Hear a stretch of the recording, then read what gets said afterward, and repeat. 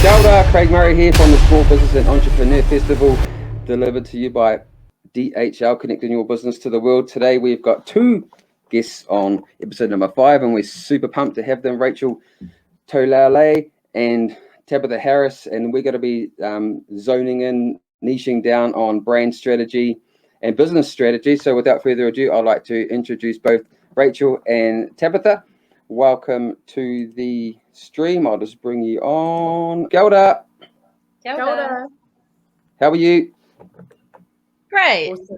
All things considering. Cool. I'm just trying to center myself a little. I might go back a little bit of that so I don't. So, like all of the beginning of our podcast, I like to start with a little bit of a origin story from you both. So, Rachel, I'll start with you in a few minutes. If you could help our audience understand a little bit about you, your origin story, how you got to where you are today, your first ever job too. I think that's always something cool. My first ever job was sweeping a car parts area. It took me 45 minutes once a week, and I got $8.50 for doing that when I was 12. But anyway, yeah, so I'll hand it over to you. Kia ora Craig, tēnā koutou katoa. Ko Rachel Taulelei tukunga, ko Ngāti Raukawa ki te tonga, ko Ngāti Rāroa, ko Ngāti Kōta Hoki Ngā Iwi. A real pleasure to be on here on the podcast today, especially with Tabs, my business partner. It's our first outing together, so which we'll get to a little bit later, but it's a real treat to be on with you. Hey, so my first ever job, I think I had a couple running simultaneously. One was paid, one was unpaid. And so my paid job was filling sandbags at my dad's concrete factory. Like, shocking job, like really hard work, but also quite well paid, I want to say. Probably did make up for the fact it was a bit of a ratty job. My first unpaid job was my friend's family had a pharmacy, and we got taken out there every Sunday to do the cleaning with them, which was, I think, supposed to be, a learning experience. And what I do recall about that learning experience and that job per se is that we used to play shoplifters all the time. Like most kids would get taken out, I think, and play shopkeepers, but we decided it'd be way more fun to play shoplifters. And the aim of the game was that you had to steal as much stuff as you could. So the cleaning we were probably useless at, but the game playing we were like really, really good at. So that was the first couple of jobs that I've had. But I guess my professional origin is that I've been through the public service. I worked for New Zealand Trade and Enterprise. I've been through already one startup with setting up a fishing company called Yellow Brick Road. I have worked as the chief executive of a whānau business, Cornwall, which is an amazing company based at the top of the south. And in the last couple of months, jumped back into the startup world to establish Oho with Tabs. So I've jumped around in different places, picking up skills and experiences along the way, and I guess rounded them out with a bit of a sprinkling of governance to sit alongside those business enterprises. So Tabitha, we'll jump over to you, or Tabs, and if you could start with your first job and where you've been. And now I hear that you've just come back to Aotearoa, so it's be good to hear a little bit of that story as well. Yeah, kia ora tātou he rio no ngā iwi, no ngā tikuri, no te rāroa, no ngā tagoto, no ngā puhi, no te mahuri tuku hapu, ko Tabitha Harris tōku ingoa, huri te te reo Pākehā. Hey, yeah, I'm Tabs. My first job, first starting there, I worked at a fruit shop in West Auckland, having to bag apples and sell fresh produce. So that's where I first ever landed and learned hard work, real proper actual hard work. But then in terms of professional, came through doing design through uni and was lucky enough, my first job was at a brand strategy studio. So I've always been creative within the realms of strategy. So I was working in Mount Eden at a place called Origami, and then jumped, stayed there long enough to really get that stickability of understanding how it works, and then jumped over to London to work at big agencies, where I actually ended up becoming director of some awesome companies there, working with the likes of Nike and Converse and Tottenham, so very big brand thinking. And then came home and was able to give back some of that bigger world-leading brand expertise to New Zealand market. Cool. I'm going to dig into some of those bigger brands and how and what the difference is between the thought process for big brand marketing and brand and small business, and how a small business could potentially outmaneuver a big business and some of the, I suppose, some of the synergies with that brand building. I also like to start with the podcast with your favorite brand and why. So Rachel, I'll hand it over to you, and if you could just talk about your favorite brand and why that's your favorite brand. Sure. Your mind starts spinning with this question because you're like, oh, I love so much. But I think, honestly, I'm kind of a big believer that people can be brands. And so for that effect, my favorite brand of all time is a friend of mine, Jason Maiden. And he's done a time with Nike, and then he's done time setting up a brand called Super Heroic. And now at the moment, he's running Fear of God Athletics for Adidas. And what I love about Jason is that he is authentic in the extreme. He has immense pride in himself and in his people and in his work, and he really shines his light really judiciously. And he's one of those people that every time he speaks, it's a bit of a mic drop moment. But he's been down to New Zealand, he's spent time down here, and he's taken all those experiences back, and I think that they have really helped him in his own growth as well. So for me, just that sort of consistency and authenticity and real clarity about who he is and what he stands for as a person, and then by association as a brand, he's kind of that guy or that brand for me. Cool. Tabs? And then for me, yeah, similarly, I love multifaceted brands. I didn't want to answer with a product or a service. So for me at the moment, I'm really fascinated with ngā iwi Māori, so Māori iwi. And I think that they represent so many things as a brand. They are people, they are place, they are whakapapa, they are ancestry, and they bring together even the corporate commercial holding companies within them. I'm loving learning within that space how brands can be brought to life tribally. Awesome. Two amazing examples of brand and different to what we had previously as well. So it's really cool. So one of the things I wanted to chat to you both about is your new brand, Oho, and I'll let you guys just riff a little bit about what that's all about and tell our audience. So I'll give you a little bit of rundown who our audience is as well, that might help out. So I like to think that our audience are small business owners, business people who are almost business people who have an idea in the closet and still yet to ideate that idea into reality. Side hustlers who are looking to try and get out of their full-time job and then go all in on their side hustle. And people from bigger organizations who are, what do they call them? Entrepreneurs, where they're inside the business, have the freedom and ability to be able to work independent to the business, but in the business. But anyway, I'll pass over to Oho, and if you could have a chat to us about what that is. Awesome. And what I love is I love the idea that the contributions we both make to this. So if we've got time, we'll both have a crack at this. But the way that I think about Oho is as a cultural design agency. So I like to think that we play in the space of strategy and brand and people and story, because Oho by its very name means to awaken or to enliven, or even, to be woke. That's what Oho means. And Tabs and I have worked, as you've heard a little bit, on some of the biggest brands, or with or for some of the biggest brands in and around the world, but we're really, really passionate about Te Ao Māori. And so what we've tried to do with Oho is take all of that experience, all of those learnings, all of that exposure, and put it to really great use here in Aotearoa to really build out Aotearoa brands and businesses. So through Oho, we take a very creative and a demonstrably indigenously hardwired lens to what sometimes can be kind of orthodox business challenges. Tabs, I'll throw it over to you. Yeah, it's back to that.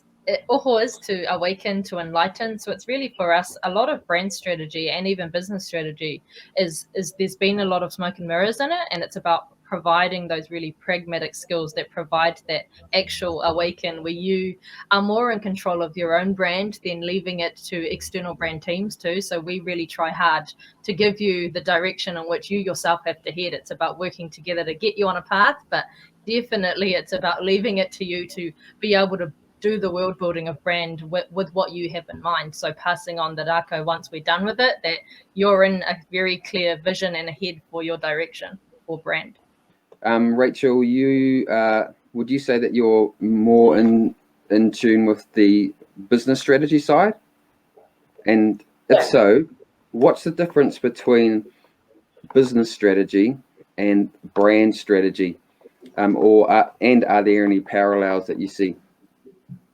Yeah, I'm one of those really dangerous people who's been a long time admirer of the sort of work that Tabs does, and so I've always been on the receiving end of it, and it's been my favorite part of any role, if you like. And so the closer you get to it, the closer you want to get to it in terms of that creative space. But my jam is probably more. It's more in the macro strategy space. It's more in the business strategy space. And so how do you take all of that amazing creative thinking and throw it into that commercial world?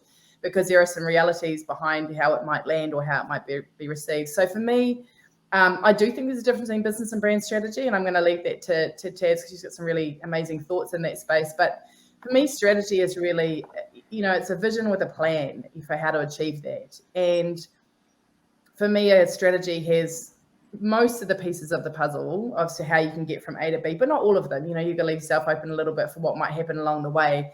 But it is having that ultimate vision in mind, and then that plan for how you might move towards that. That for me is a business strategy. And then just in terms of brand strategy, same thing again, strategy is A to B, but in this case, brand is about A is your brand, B is your customer. So it's about how are you meeting in the middle somewhere as an inside out brand or an outside in brand to find that relationship. So it's about knowing the perceptions of your brand. Brands are all about perception. It's not about what you think about yourself. It's actually what others think of you that sets what your brand is. So it's feeding that narrative, but at the same time knowing the actualities of your business strategy about what you can realistically deliver and some very smart ways to do that. So it's about finding somewhere in that nice little murky gray area where you know your audience better than everybody else, your landscape and where you sit in it really cemented strong. And you also know, your back end of how you can actually, that brand promise that you keep with your audience, how you're actually delivering that. And there's a lot that me and Rachel always play in when you think about that of going, brands are more than anything, they're actually very intangible. So business brings a lot of your tangibles. The intangible things about that back of mind thinking about why I choose to pick your brand over someone else's. It stops that thinking of product versus product, service versus service. When it gets to brand versus brand, it's those value systems, it's the emotion, it's the psychographic thinking that ties the two worlds together. And that's where you win. That's the playing field to win. That's open to interpretation. But unless you really know how to dig into trends, insights, market, trade, all the things that make up how the brand needs to deliver, you'll never really actually reach that B of that strategy to understand how do we as close as possible connect to an audience or to a consumer. Tabs, what would you firstly say to a small business? What could they do to start developing their brand? Yeah, I actually love working with small businesses. In London, I was working with heaps of really, really tiny ones, just as much as those boutique brands really work over here. And I think New Zealand's the perfect market. It starts first for me by looking at, anyone can learn who their audience is. Usually in the SME space, you are of the audience or you've found a need within something you're passionate about to fulfill that sort of landscape. So starting by sort of trusting your own gut of what is needed for your own market and being specialized in that market. But there is heaps, even just learning online behaviors of knowing how social media works and knowing what's out there in terms of brands internationally, just even looking at competition and knowing what they've done right, what they've done wrong, and putting aside for a sec what you want to deliver and really looking closely at, is that actually something people want?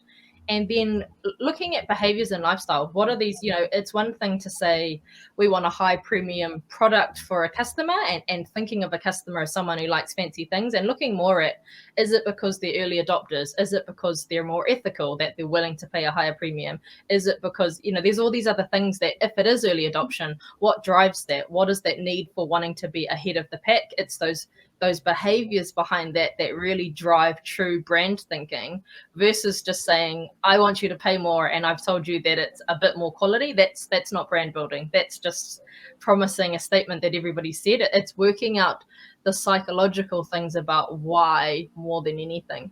And anyone can do that. You've seen e-commerce brands do that super well. a lot of them are big, and especially when you're in that digital space, it's harder to build emotion in, but it's definitely there. There's still a finger on the pulse in terms of what's trending online. So you've really got to be following that closely to know what are people talking about, that social listening, understanding what they want, what are some drivers too, you know, working with Nike, them playing in that political space of that's what people found important to them about having a statement in market to their audience. It had nothing to do with shoes, but that's really what builds on understanding your audience and what they want from you as a brand and what they want for themselves as a lifestyle.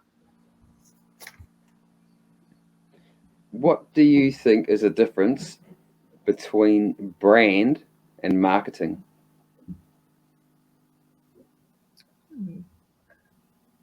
I think that brand it's the sort of foundation. It sets up everything you do. It's all the touch points, but overall, it's a key idea of a perception.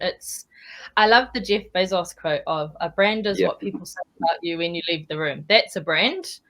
And then therefore marketing isn't what just that perception piece. It's that carved out narrative that's very consistent, that lends itself from the same space again and again. It's not willy-nilly with all these different ideas. It's a one-track minded thought that you can bring to life in different creative ways. But that's marketing to me, is when you're using multi-channel, multi-story, but it's still hooked into a key emotional driver. That too. And again, you're trying to cut through and disrupt a journey they're already in. So if they're already on Facebook, just sitting there on their phones, or if they're driving down the motorway and they see a billboard, or they're watching TV and an ad pops up, the marketing to me is really about how am I connecting with you when I've kind of disrupted you, but I'm feeding you something that you're actually willing to engage with, as well as marketing. That's more advertising. Marketing builds in the bigger picture of all the touch points. It's the people, it's putting the names out there. Big brands these days put faces to them. It's the events, it's the experiential, it's the added service that you add over and above just the thing that people are paying for. That's the marketing. It's the tangible storytelling of the brand foundation and promise. Rachel, why does a business need a strategy? Well, really simply, I think that without one, you're a little bit untethered. So you might move forward, but there's a good chance that your wheels will spin, but not in a particular direction. So I think that it's important just to give you a framework for your momentum. Just keeps you kind of on the right track, helps you imagine what your future might look like and move with consistency towards that end point. So if a small business or SME, an entrepreneur, doesn't have a strategy at all, not a brand one, they're just doing the mahi and then trying to sell whatever product or service they might have, what is a step that they should take first? I will fess up and say that with my first business, Yellow Brick Road, I didn't have a business plan or a strategy at all. And then I went into a company of several hundred people and several, tens of thousands of owners with a lot of responsibility associated with it. And so I had to learn very, very quickly about how one might leap into this space, because I went along for 10 years with Yellow Brick Road without a plan necessarily. In retrospect, I appreciate categorically the difference it might have made in the ability for that business to grow and expand its reach. So I think for me, the first step for any business, if they're thinking about doing it, is just taking a breath and taking a space and involving others in that if you wish to. But it's thinking about, what does a beautiful imagined future look like through this business? What is the point of the exercise? Where do you want to ultimately get to? And that might be really blue sky, or it might be something slightly more what you would refer to as perhaps attainable. And once you've landed on what that end goal might be within a time frame that you can achieve that. So I would say anything less than 5 years it's not really a strategy. It's just a series of tactics. You really have to look at a decent amount of time for it to be a strategy as against connected tactics.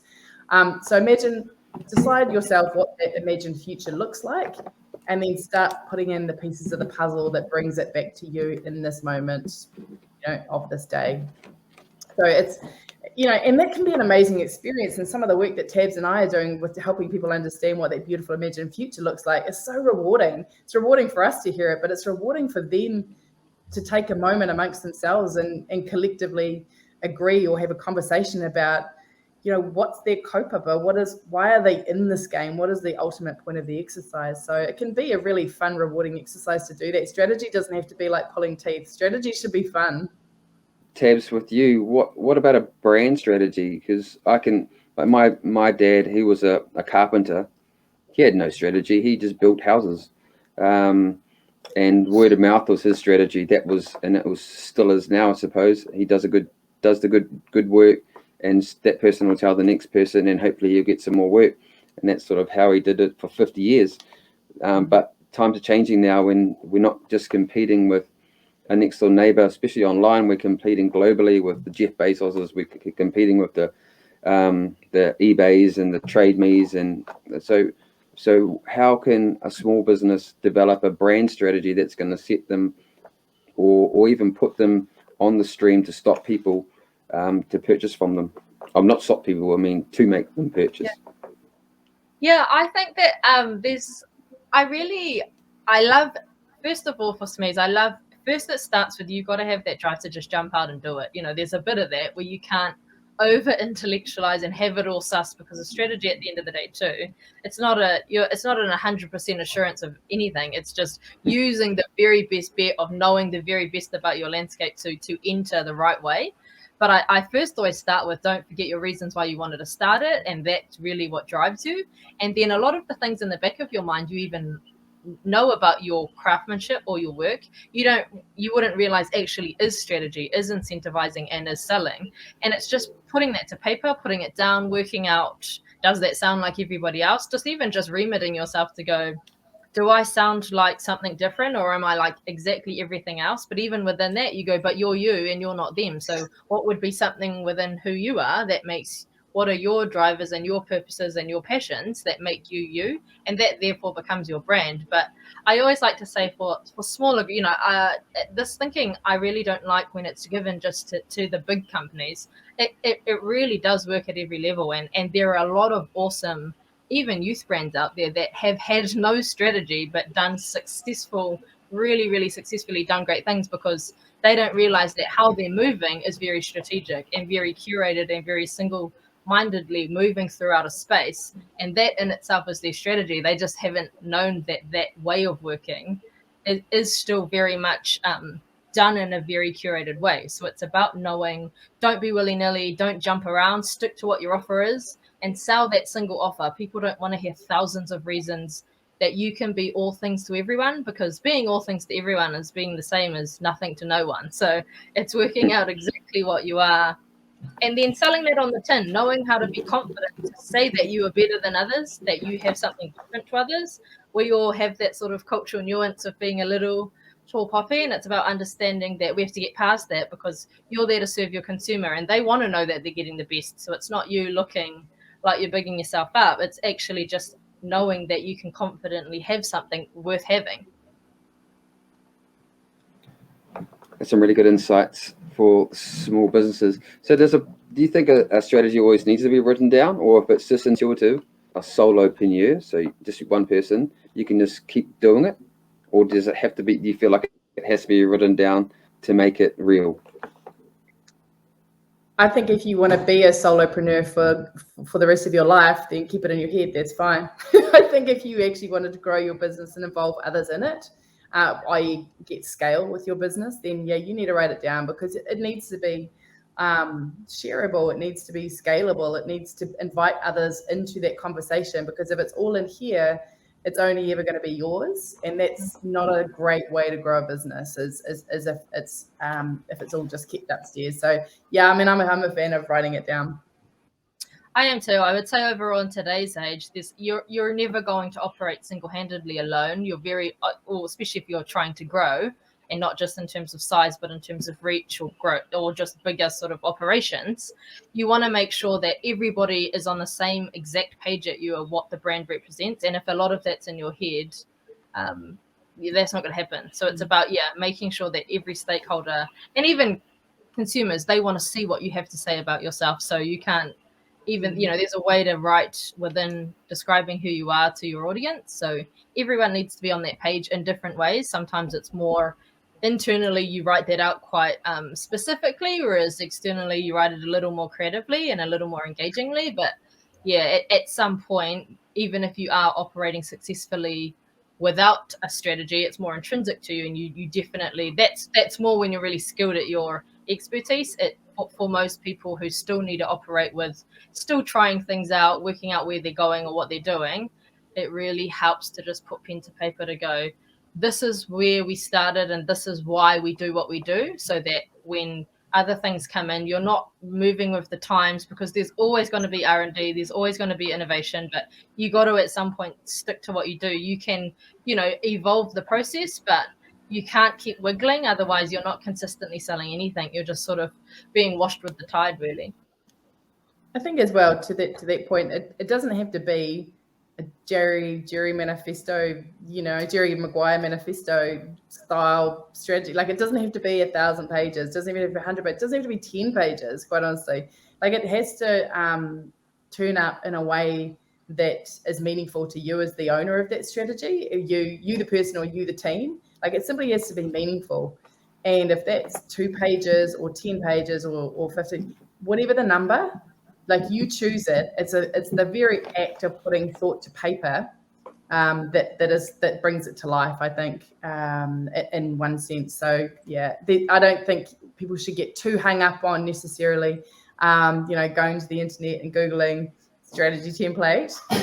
They're cool and like they're out there and they're useful, but equally, that idea is said, like, why are you in it? What do you want? What are the pieces that you have at your disposal? What are the missing pieces? And how do you start just building out that jigsaw, if you will, of your business and its desired place in the future?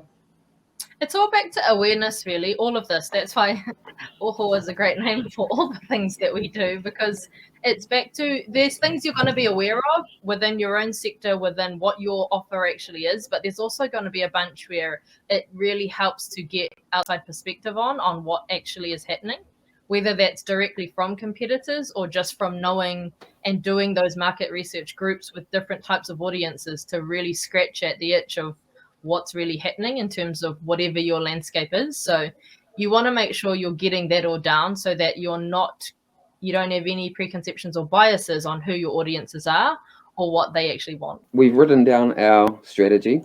We've got it. It's 7.5 pages. What do we do? So now what do we do? Yeah.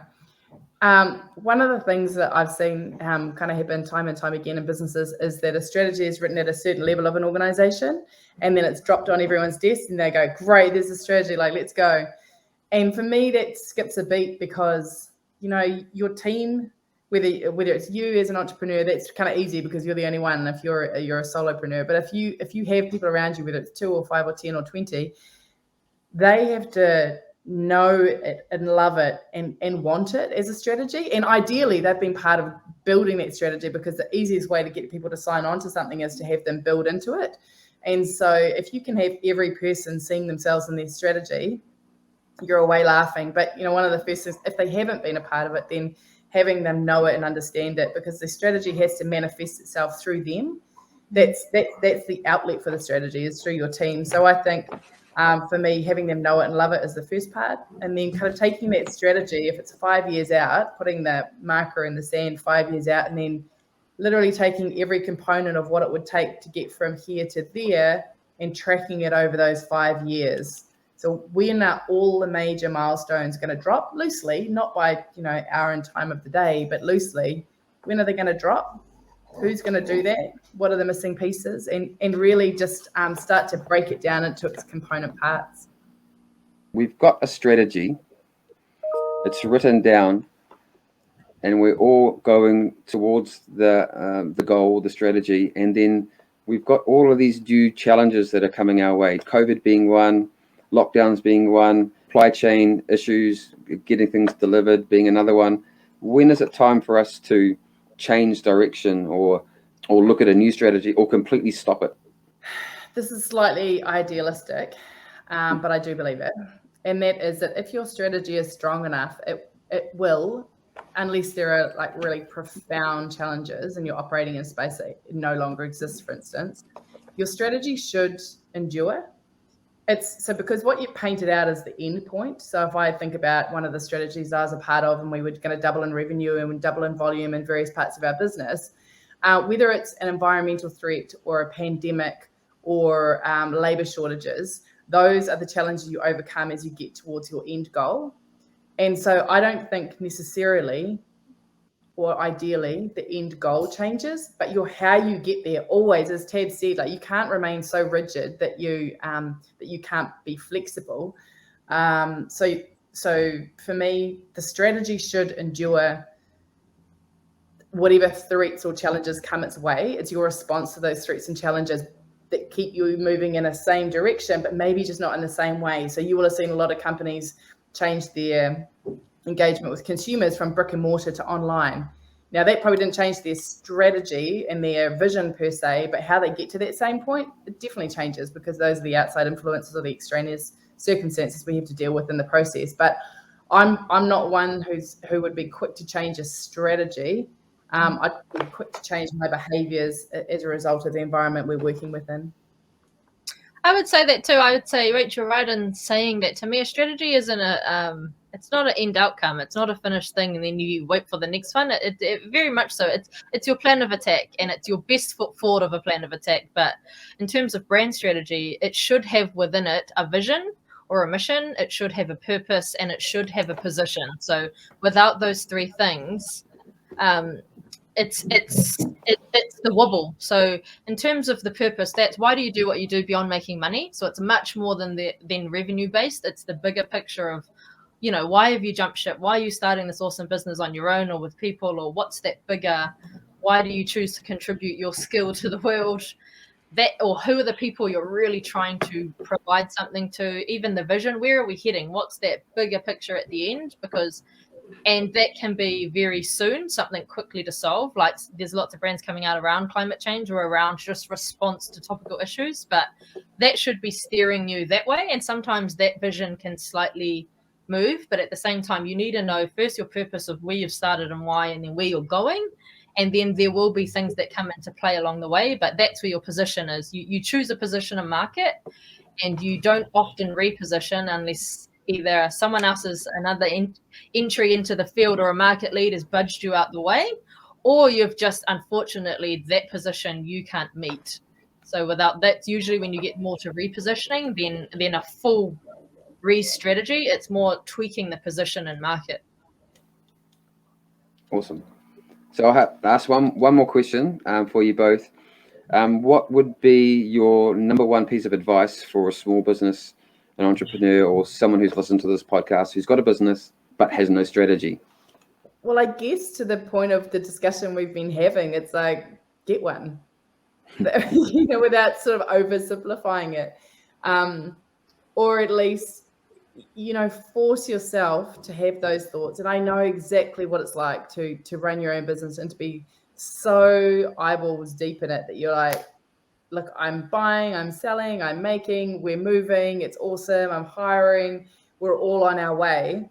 But I just wouldn't mistake necessarily that momentum and that energy and that vibe for direction necessarily. And the bigger you get and the more people you bring into your sphere, the greater the expectation of you as the leader of that business or the founder of that business, that you know where you're going. Yeah, and I would just add to that. I just think having, recently started Oho in quite a crazy time, to be honest, what I'd be giving to anyone else around now, topically, sort of what's been happening is it can also be just as rewarding to go out there and try it, because you're always going to have that expertise and that skill set you came from to fall back on anyway.